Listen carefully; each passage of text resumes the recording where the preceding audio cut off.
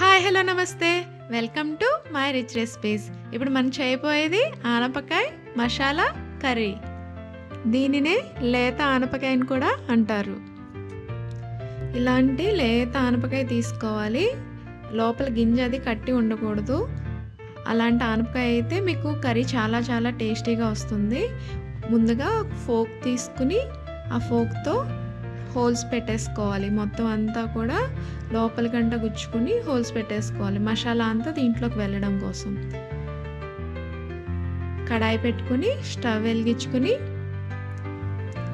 ఈ ఆనపకాయ ముక్కలు వేయించడం కోసం డీప్ ఫ్రైకి సరిపడా ఆయిల్ వేసుకోవాలి. ఈ ముక్కలన్నిటినీ వేయించుకోవాలి. ఇప్పుడు ముక్కలు ఏ సైజులో కట్ చేయాలో ఒకసారి చూద్దాం. దీనికి చిన్న సైజ్ అయితే బాగోదండి, సో పెద్ద సైజుగానే కట్ చేసుకోవాలి.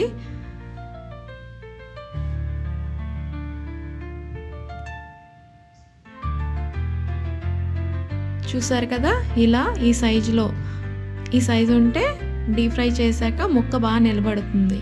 మెయిన్గా మనం దీనికి తొక్క తీయట్లేదండి, తొక్క తీయకుండానే ఈ కర్రీని మనం వండుతాము. ఈ తొక్కలు కిందకు వచ్చేలాగా మనం వేయించుకోవాలి. సో ఒక్కొక్కటిగా వేసుకొని వేయించేసుకోవాలి. ఇవి వేగుతుండగానే ఒక 3 పచ్చిమిర్చి ఇలా పొడుగ్గా కట్ చేసేసుకుని పక్కన పెట్టేసుకోవాలి. నెక్స్ట్ ఆనియన్స్ కూడా పెద్ద పెద్ద ముక్కలుగా కట్ చేసేసుకోవాలి. ఈ కట్ చేసిన ఆనియన్స్ని మనం మిక్సీ వేసేసుకుందాం. ఒక 10 వరకు వెల్లుల్లి రెబ్బలు, ఒక ఇంచ్ వరకు అల్లం ముక్క, జీలకర్ర వేసి మిక్సీ పట్టుకోవాలి. ఇలా మిక్సీ పట్టుకున్నది బరగ్గా పట్టేసుకొని తీసి పక్కన పెట్టేసుకోవాలి.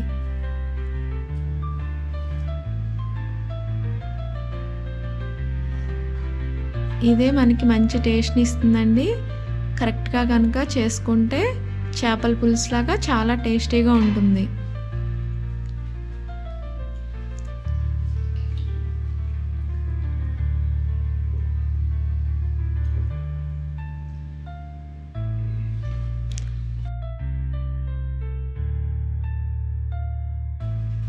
ఆనియన్స్ కూడా బరగ్గా ఆడేసుకుని పక్కన పెట్టేసుకోవాలి.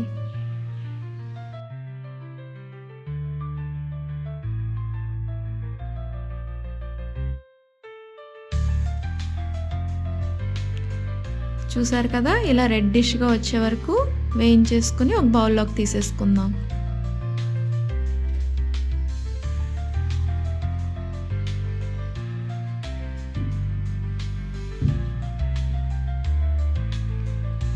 ఇంకా మిగిలిన ఆనపకాయ ముక్కలు కూడా డీప్ ఫ్రై చేసేసుకుని పక్కన పెట్టేసుకోవాలి. ఒక నిమ్మకాయ సైజు చింతపండు తీసుకుని దాంట్లో వాటర్ పోసుకుని గుజ్జు తీసుకుని పక్కన పెట్టేసుకోవాలి. ఈలోపు 2 టమాటాలు చిన్న చిన్న ముక్కలుగా కట్ చేసేసుకుని పక్కన పెట్టుకోవాలి.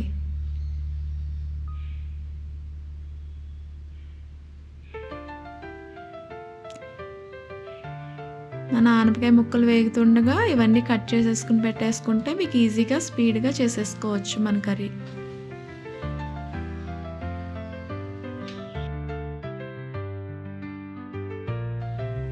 డీప్ ఫ్రై అయిపోగానే కొద్దిగా ఆయిల్ ఉంచుకుని, అంటే 2 to 3 టేబుల్ స్పూన్ వరకు ఆయిల్ ఉంచుకుని మనం మిక్సీ వేసుకున్న ఆనియన్ పేస్ట్ని వేసేసుకుని బాగా రెడ్డిష్ వచ్చే వరకు వేయించుకోవాలి.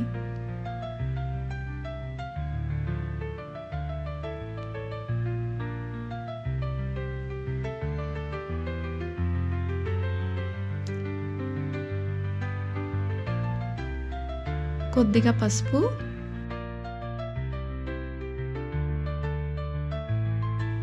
రుచికి సరిపడా సాల్ట్ వేసుకుని మగ్గనివ్వాలి.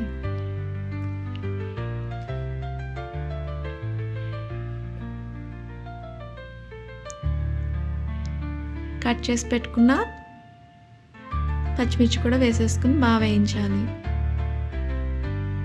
ఇందులోనే 1.5 స్పూన్ వరకు కారం పడుతుంది, లేదా మీకు నచ్చినట్టు ఎంత అవసరమో అంత వేసుకోవచ్చు. కారం వేసేసుకుని దీన్ని కూడా పచ్చివాసన పోయేకు వరకు వేయించాలి.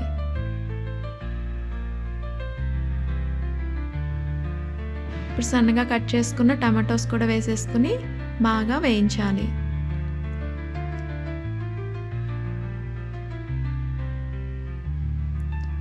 సిమ్లో పెట్టి ఈ టమాటా అంతా కూడా మంచిగా అయ్యేదాకా మగ్గనివ్వాలి. చూసారు కదా, ఆయిల్ మొత్తం తేరిపోయింది. ఒక 10 మినిట్స్ పడుతుంది ఈ టమాటాస్ అంతా మగ్గడానికి. జీలకర్ర, వెల్లుల్లి, అల్లం మిక్సీ వేసుకుని పెట్టుకున్నాం కదా, అది కూడా వేసేసుకుని ఒక స్పూన్ వరకు బాగా కలిపేసుకోవాలి. ఈ కలుపుకున్న తర్వాత మనం వేయించి పక్కన పెట్టుకున్న ఆనపకాయ ముక్కలు కూడా వేసేసుకోవాలి.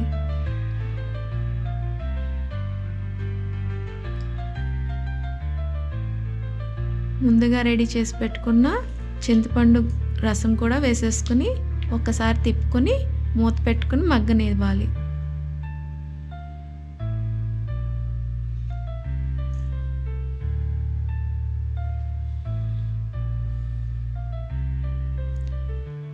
ఇలా మనంతా డీప్ ఫ్రై చేసినవే కాబట్టి ఎక్కువ టైం పట్టదండి.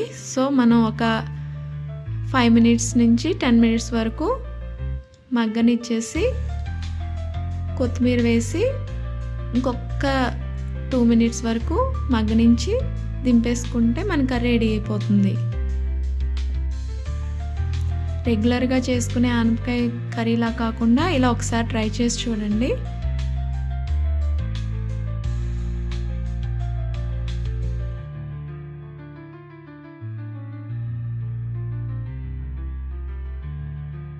ఇంతేనండి, ఎంతో రుచిగా ఉండే ఆనపకాయ మసాలా కర్రీ.